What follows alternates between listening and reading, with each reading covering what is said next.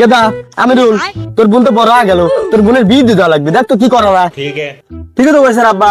ও তো নদেশ, সে তোমার বোনের 5 লাগছে, জানেন নাকি? কি করলি? ও নদেশ তো এটা বহুত পার। আসসালামু আলাইকুম শ্বশুর ফাদার।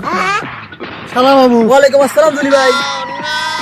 এই শালা শাল ওটা দিলি ভাই, ওটা একটা সিটার বাপ।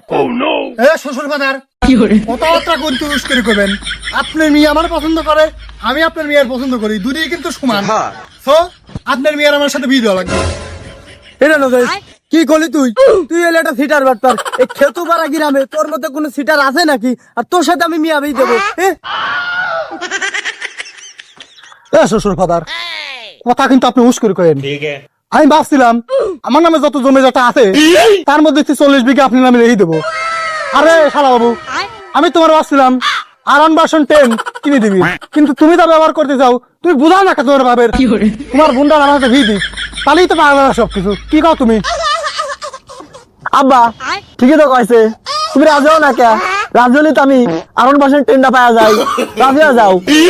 কি রে নদেশ, তুই আমার যতই লোভ দেশ কাম হবি না নে, বুঝিস নি? তুই আমার ছাগলের আরন 5 10 কিন দিতে দিস, তাতে কি হয়েছে? তুই তো সিটার বাটপার। তোর এই খেতু পাড়া গ্রামে কেউ মিয়া দিবেন নি, কিন্তু দামে বাবাজি আমি মিয়াটা দেবো।